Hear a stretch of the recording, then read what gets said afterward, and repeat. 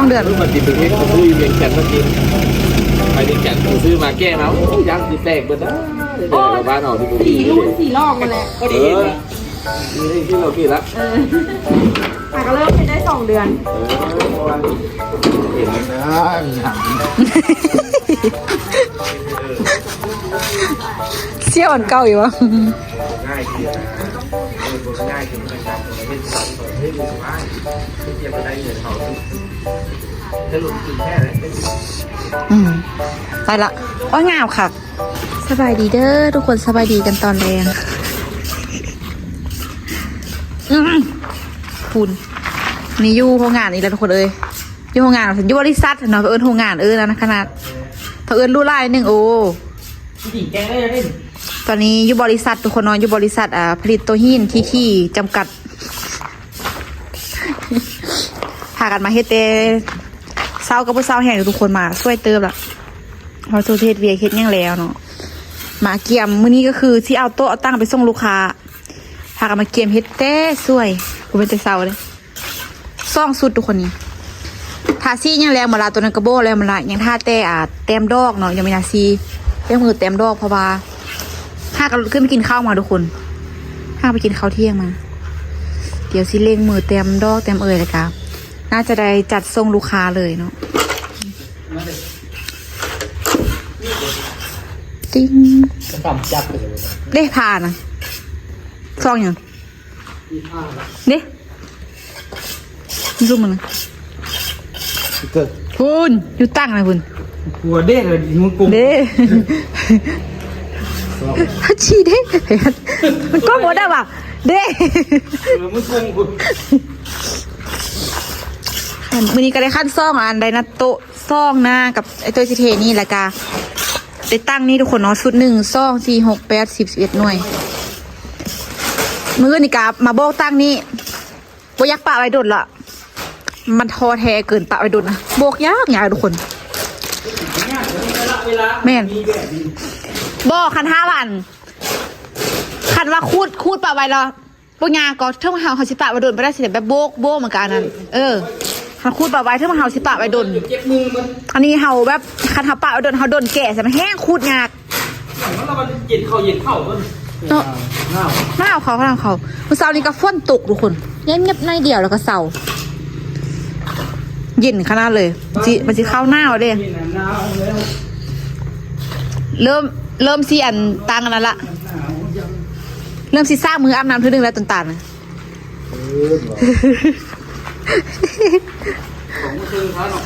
ซ่อมมือครึ่งซ่อมมือแล้วงามก่อนนี่นะคิดว่าอาบน้ำวะเฮ็ดคอนเทนต์ว่ามือนี้มือที่1ตัวว่าอาบน้ำมันบอกแล้วกับมือที่2ด้วยนี่คือบอกกันได้เลยตุ้มผ้าเฮ็ดจับออกมานะคลิปนั่นนะเอาเฮ็ดมาแบบเฮ็ดนะเอาวันทุกอย่างซุปหน้าแล้วเฮ็ดล้างหน้าถ้ามีก็คือว่าอย่างบไทยหน้าเฮงก็ถ้ามีน่ะก็จะว่าวันที่20 ปลายวะแล้วมันที่20 ปลายแล้วที่3ไว้แม่เบาเพราะมันสิลดลง6-7 องศาเลยอีแม่เบาเบิกอุตุมาตีว่าอันสิลดลงมาหูกานะใส่ตุ่นเลยมันนั่งฟังมูอยู่นี่เดี๋ยวผสมปูนคนว่าสิเทนาโตะเอาโต๊ะส่วนนี้งามก็มานั่งกันเบิดนะได้เขาเทเต็มดีค่ะนะว่าสันได้มันส้มส่วนดีส้มส่วนมันงามดีแบบมันเต็มเลยนะหน้าตัวนั้นแห้งงามตัวนั้นนะหน้าป่า2 4 5 6โอ้นี่มี6ถ้าแต่มีเตนัดโต๊ะนี้แล้วก็โต๊ะนี้ได้ไล่แล้วเนาะ5 6อันเพื่อกับอันนี้นี่มีแต่เทตั้งนี่ไว้ให้ไล่แล้วก็เฮ็ดขั้นนี้เพราะว่าโต๊ะเขาก็ไล่แล้วเนาะโต๊ะ5 6อันละซอซื้อกะโลกันง่ายทุกคนเลยมันบ่ค่อยมีละค่าสมมุติเราแบบแต่ค่าไปถ่ายซื้อที่ไทยมาได้บ่ไอตัวกะโลนี่ถูกปะครับว่าน่าจะถูกกว่าก็ทำได้กิโลสิ ที่ประธาน หอมเราไปซอกซื้อไปไห่บ้องแบบคือติ๊กเราซื้อถ้าได้บัตรเราซื้อนะ กะโลนุ้ยประธาน เราซื้อแบบหน้าไหม้มางามๆจริงนะแล้วมันสิถือกลัวขนาดคือกลัวกะโหลเบียดไล่ก่อกะโหลไทยนะคือติ๊กซื้อไล่ประมาณ100,000กับ6-7 พันนี่แหละเรามาซื้อเราเอากะโหลไทยสิแต่ว่าตัวนี้มันเป็นกะโหลเวียดแต่ว่ายุลองสารนี่มันบ่มีคนมีแต่กะโหลเวียดแบบนี้แหละ130,000เนาะแพงเกินเนาะเดี๋ยวมินาไปเต็มดอกกัน มีแสนคิดดีบอกอันนี้ไปหรอ แต้มกันเลย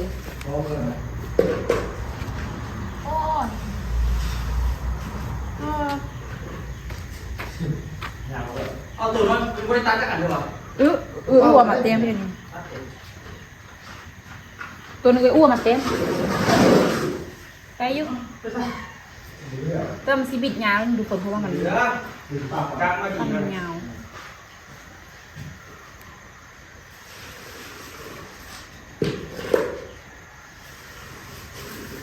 โอ้ยังเต็มยางนิดนึงด้วยนี่นะแล้วก็เว้ยทางโบแม่นอันนั้นค่ะมันไม่ค่อยเนียนเป็นได้ตัวในรูปคนหน่อยเต็มเป็นอะไรสิตัดออกก่อนก็เต็มยางเพราะว่ามันยาวตัดออกแต่ว่าแป้งมันนุ่มดีได้นุ่มยิ่งน้ำอยู่เวลาเราซื้อข้าวเวลาดูนี่ข้าวนะดูคู่อะไรตึ๊บ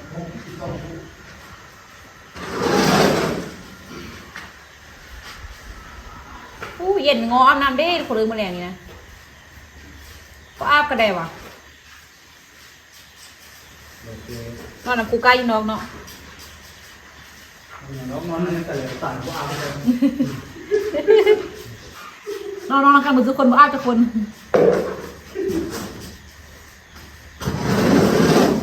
กินมอไปอาบน้ำแบบตอนแรกเดี๋ยวเวลาต้องไปตัดกันก่อนมันไม่เวิร์กเลยนะบานกับหน้าแห้งเด้อค่ะได้หน้าเพราะว่ามันเป็นป้าดิบ้านหน้าค่ะได้หน้าก็หน้าแห้ง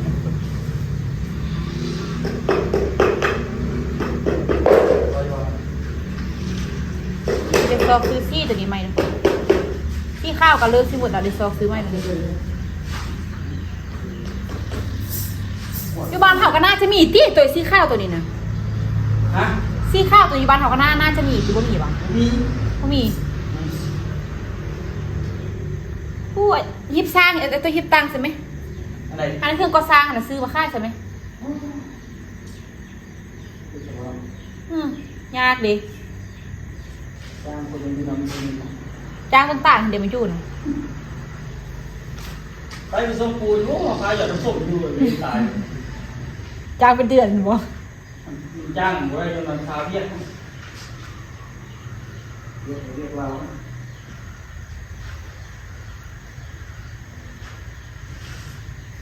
นั่นก็ดีนั่นมาเรื่อยๆจะนอนคืน ก็นอนบนตื้นกอบ มาเอาปล่อยที่สุด เงยยูมอนบ่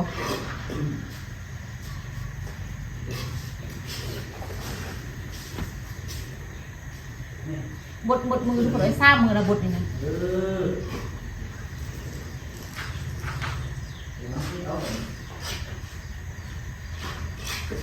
แต่ไม่ค่อยงานเลย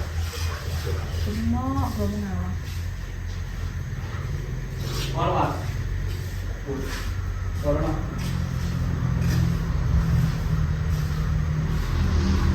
ไม่มีคนเต่าก็เหลือ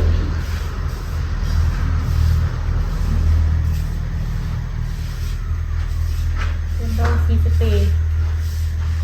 จัดส่งเลยจ้า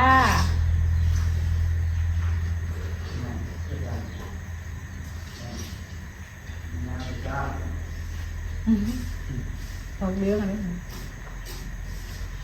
ไปจะอยู่ของข่อยดีๆ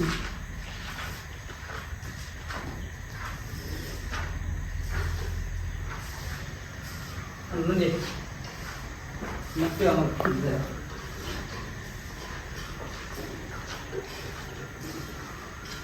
มันเครื่องกับเบิร์ดแล้วก็นี่ ซื้ออีกเขามีไล่ก็เขามีไล่ดูแล้วนะครับ ตู้5 ชั้นก็เป็นแต่ซื้อแล้วมันเนาะจากลิตรว่า4-5 ลิตรหนึ่งตู้นึง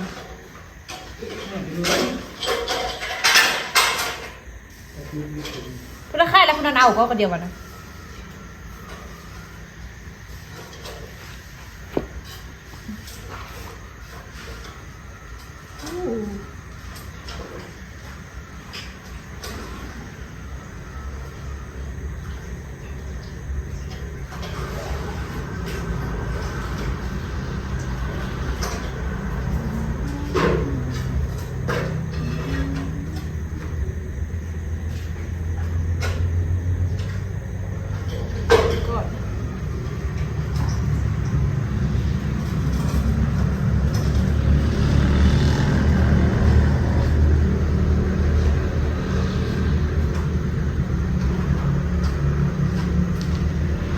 เราเพิ่นเอาแป้งก้าวมาเข้าดู ไปโดนแม่ ฮะแป้งมาดู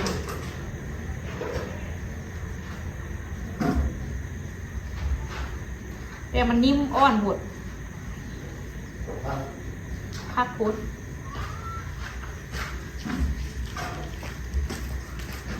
แป้งอ่อนหมด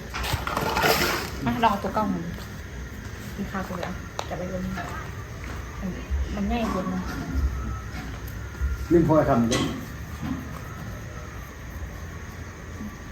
บอกตั้งเหรอ มันเป็นง่ายตลอดนะมัน โบแต้มเพื่อตี มีขวบ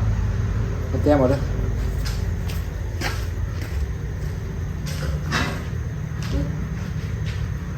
โอ้มีน้ำ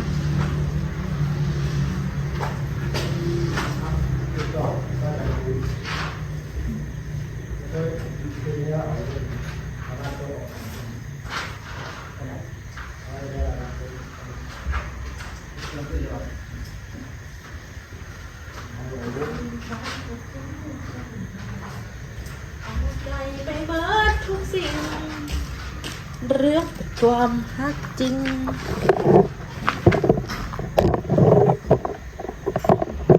ก็งามมูเด้เนาะเบิ่งมาบ่งามเนาะอีโก้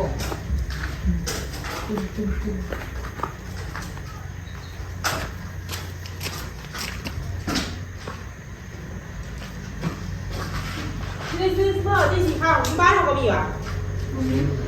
นะ โอ้ยตัวโอ้ย ตัวนี้ไง ไม่ได้ไปตีกาวก่อนเลย โอ้โหเรามีจักรอัน ปัดปัดหน้ามาไล่เลยเนาะเพิ่มเลย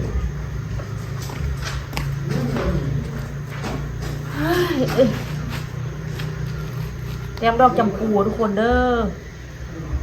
ตั้งถึงที่ตัวสวย ฮะ ตัวดอกเขาลุงมา ดอกตัวเด้อ สบายผี เป็นวันเล็กตัวที่เลือดเส้นหนาต่อ มันไม่มีดอกเลย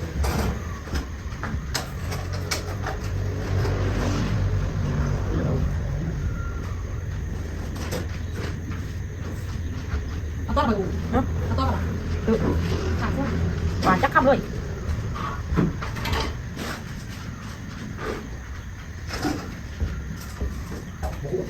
เอาไปซ่อนหน่อยสิ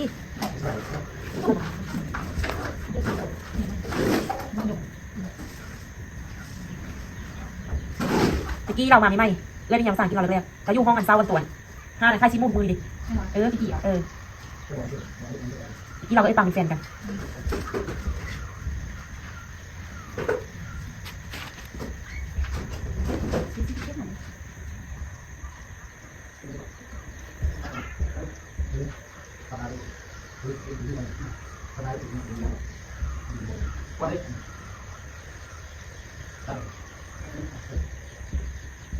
ตีหัวเราตีขึ้นเนี่ยเราบอกมัน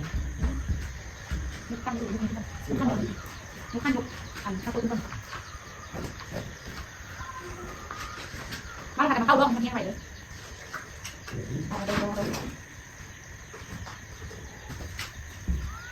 ต่ออย่าบ้านต่อ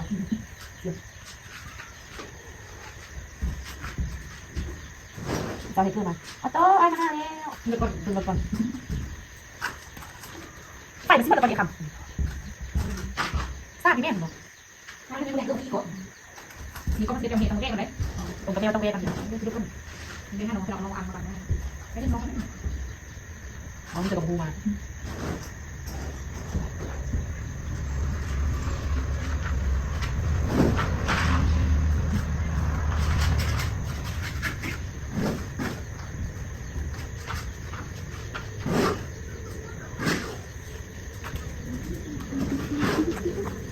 มันก็เล่นไป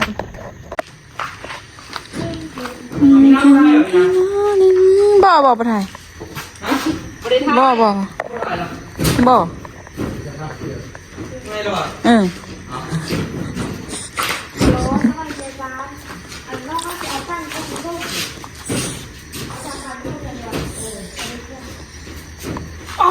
โอ้สดสีแล้วทุกคนเอ้ยงามเนาะแล้วเนาะงามอ้อยเลยลูกค้าก็อย่าต่อไล่เด้ย้อกับพ่อตายเลยนะผมนักเอาเนาะสิมีเงินไปลินบุญเนาะ ค่อยจะไฟมันได้หนูตัดผมไปละ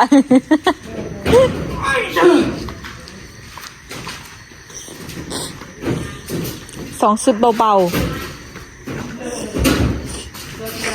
เดี๋ยวสิมีออเดอร์ไม่มาตีเด้ลูกค้าไม่มาเบิ้งโต๊ะแล้วค่ะ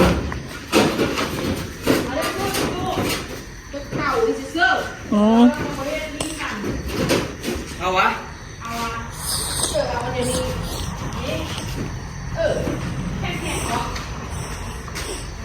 เดี๋ยวเตาข้าวนึงละลูกค้ามาเบิ้งเตาทุกคนเลยแม่เป็นโมเมนต์ใกล้พื้น โอ้เป็นอันใช้ท่านตีน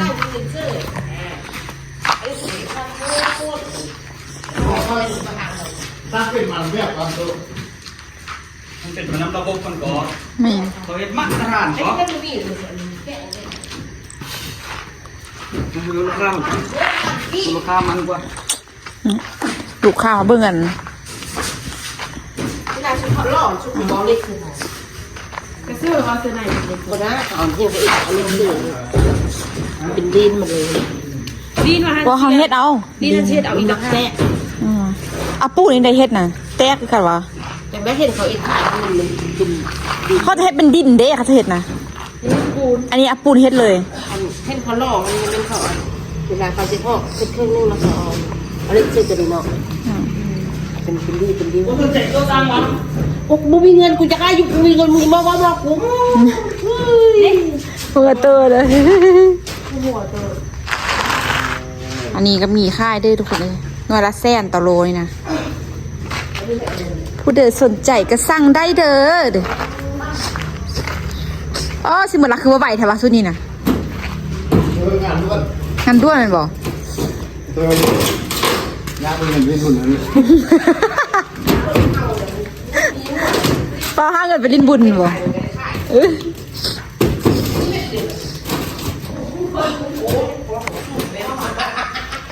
ฟ้าเงินไปลิ้นบุญทุกคนเนาะยังเล็งน้อย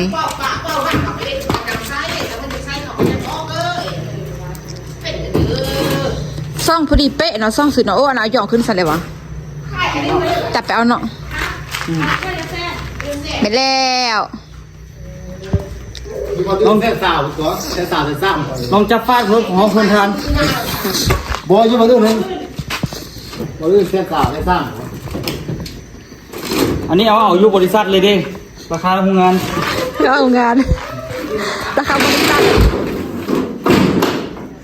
ษัทราคาส่งอะไรได้ดินะมีราคาส่งอีกกันบอกวันนี้ไปแล่นน้ำรถเอาตัวแล่นน้ำรถตัวที่ไปส่งตั้งตัวที่ไปส่งตัวคนเอามาขู่กาวันนะข้าก็คือว่านำไปบ้านไปตู้ไปส่งตั้งละวันนะส่งตัวละไปคนนี้มาซี่ไปนะดิ เอ็งเอามาแล้วอ้าวตัวล็อก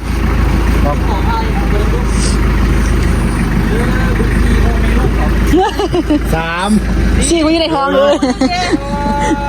ท้องกูดึงเห็นวะ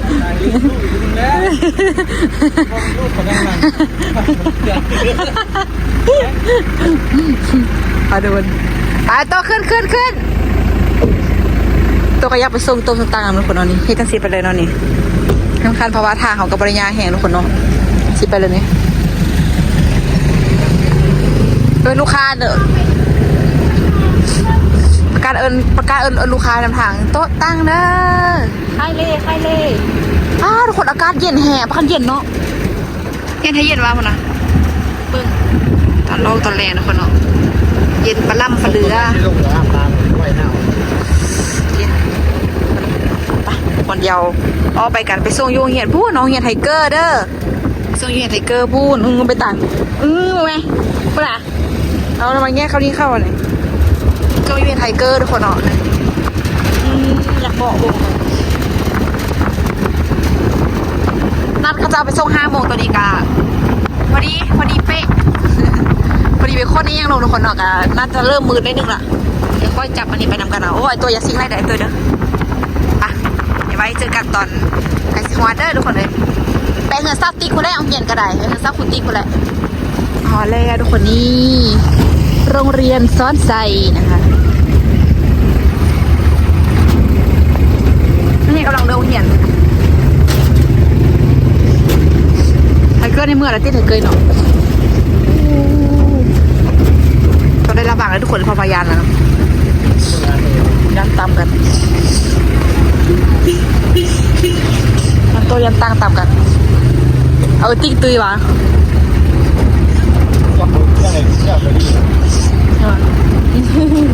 แค่นั้น อ๋อเด็กครับกี่บาทครับ เข้ามานี้ทางยากอันนั้นนึงคนทางยางๆได้นึง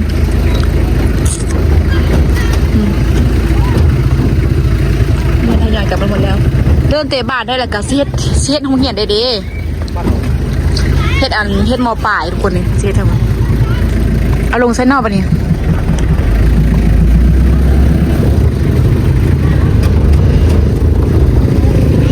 ซาคุติกเมื่อหมดแล้วซาคุติกกับซาตุยเรื่องเขาจะเสียใบสถานได้เนาะเดินกวงขนาดนั้นเพื่อนเนาะตัวนี้นี่เป็นหน้าไม่ได้ทุกคนแต่ว่าเขาจะเฮ็ดลงเหียนี่ยังหมดเลยอารมณ์ทางใดเนาะเดี๋ยวถ้าบวมคุณถ้าจะข้องเหียนเพิ่นมาทุกคนเนาะทางเพิ่นมาเสียลงเสียมังฟ้ามาคำงามให้โทรห้าเขาเจ้า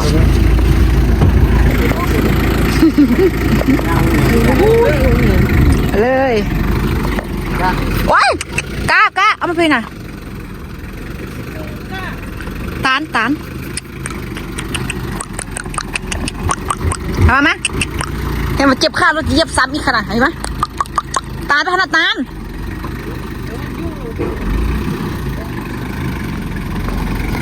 คิดติ่งเดี๋ยวลูกค้ามันก็หาเลยมาใช่จ้ะคนนี้เขาจะหากันจุดแล้วที่นี่เขาจะเห็ดแล้วนี่อันนี้มัธยมดิอันนี้แม่ตัวนี้มัธยมเอาแล้วปนที่ห้องปนไทยกับพุ่นขนาดอนุบาลกับมัธยมอนุบาลทุ่งนาเลยเนาะทุ่งนาหมดเลยจะท่มดินไหมโอ้พอจะลงนี้มันซ่องอะไรบ้าง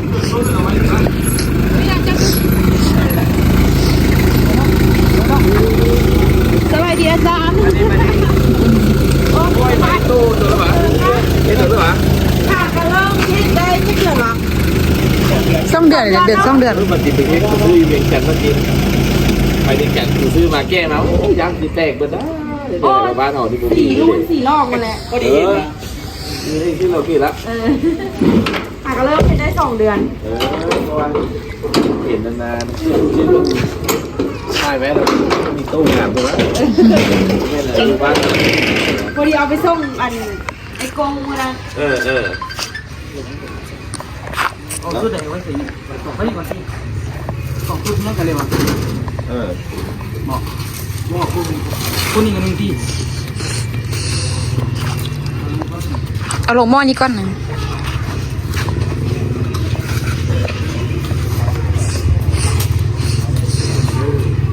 เอาลงซื้อหนึ่งเอาลงไปซื้อหนึ่งทุกคนเนาะ มอนี่มี2ห้องเนี่ย หมอ1 ทับ 1 1 ทับ 2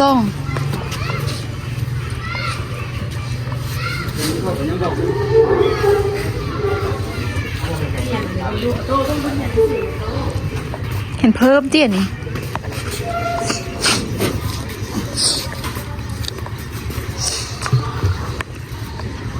งามค่ะทุกคนเนาะงามไหมงามค่ะ2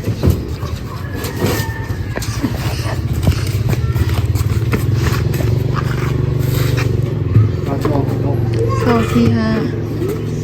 6 8 หน่วยทุกคนเนาะ ตู้ลงตั้งอยู่ลงเลยเนาะ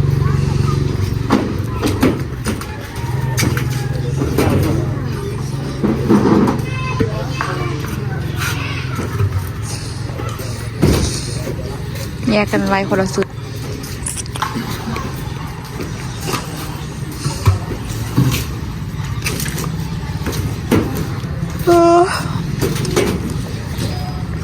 เป็นเรื่องที่กำลังไปได้ดีเนาะอาจารย์เนาะ โอ้ยนะผมบอกได้อยู่ส่วนนี้นะ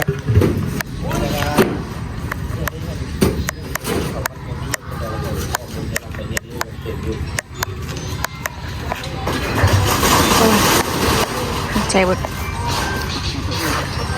หน้าโต๊ะปะนี่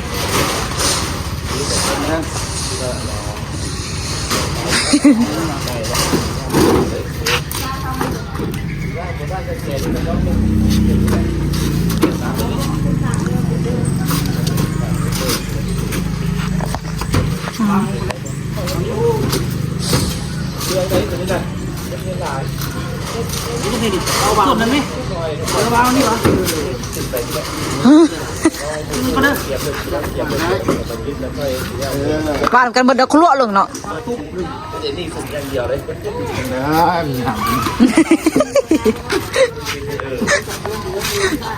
เสี่ยวอันเก่าอยู่วะ ง่ายเกียร์นะง่ายเกียร์พนักงานให้ดูสบายเกียร์ไปได้เงินเขาจะลงทุนแค่ไหน ไปละว่างามค่ะ เนาะ ซี่นี้เข้ากับซี่ดีกี่ขนาดก่อนนะ นี่2 กับ 4อันนี้เนี่ย เนาะบอลได้ปะบอลได้ปะ ให้กับ4โชนเดียวกันอยู่ ตีนผมอย่าง เด็ก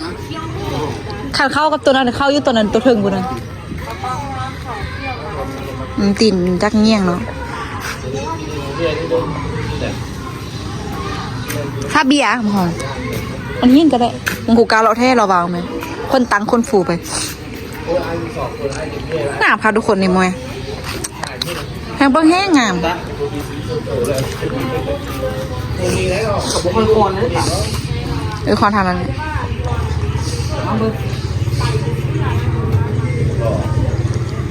อีกหนึ่งพอเอาคืนอีกหนึ่งเอาคืนอีกหนึ่งเด็กทานโนตัดหันนะมันตั้มโพสหันนะท่านแหละมามึง ได้บ่ได้รับวันนี้นะ มาเดี๋ยวนะจะไปเรื่องนึงเดี๋ยวนั่นน่ะ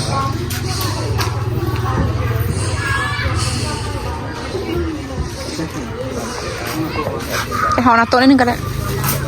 เพราะมันเงึกๆไปเงึกมาอีกส่วนหนึ่งเอาไปพูดเบาอุ้ย ย่านตะคมนี่เลย ประตู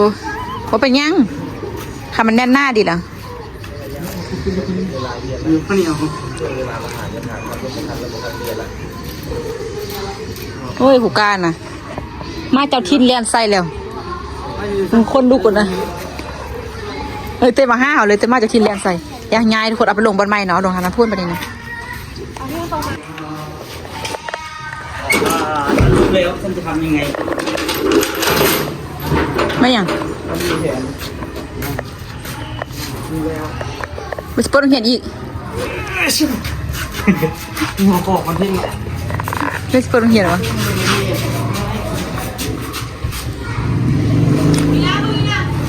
เนื้อตัวพี่ใจเดียวเราพูดนะเอ้ยพูดนะเอ้ยเรียบร้อย โอ้เป็นยังมักแหงมัก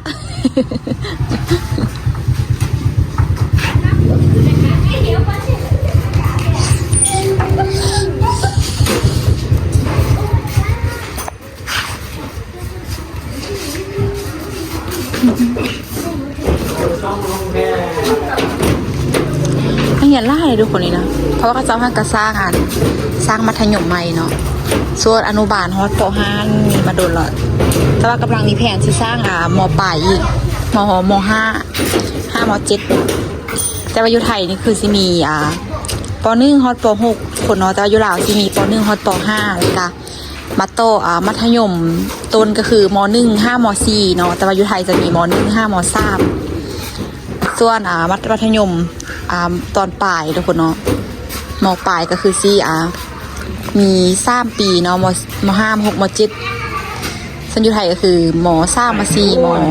ม.4 ม.5 ม.6 มันบ่แม่น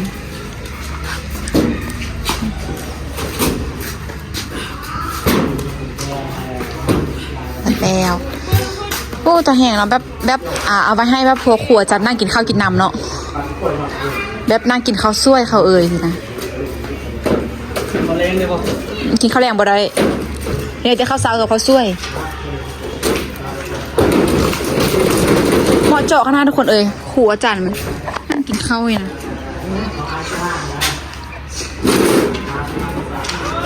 ใส่ไว้อีก ให้แล้วนะป๊าบบ่แม่นยุงกัดมือค่ะว่าเบิ่งดูยุงกัดบ่นี่นะเบิ่งนี่นะขันยิบเลยเรียบร้อยโอ้มื้อนี้แบบแน่นอนค่ะมื้อนี้เนาะบ่มีปัญหาจักอย่างเลยทุกคนมื้อนี้นะเรียบเนียนหมดทุกอย่าง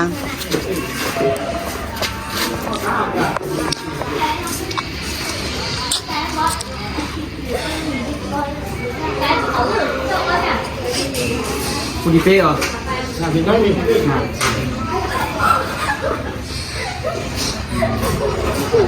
โอเค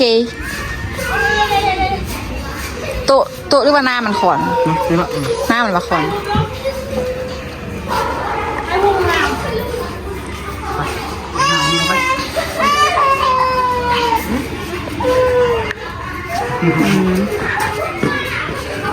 เรียบร้อย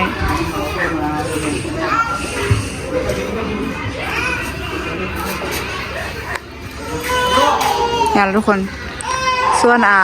ค่าตัวเดี๋ยวเขาจะโอนให้ภายหลังคนเนาะยกลงไว้ยังเรียบร้อยแล้ว2ตัวนี้เอาไว้แล้วเดี๋ยวยังอีตัวนั้นเนาะยังอยู่อนุบาลยังอยู่อีก2สุดทุกคน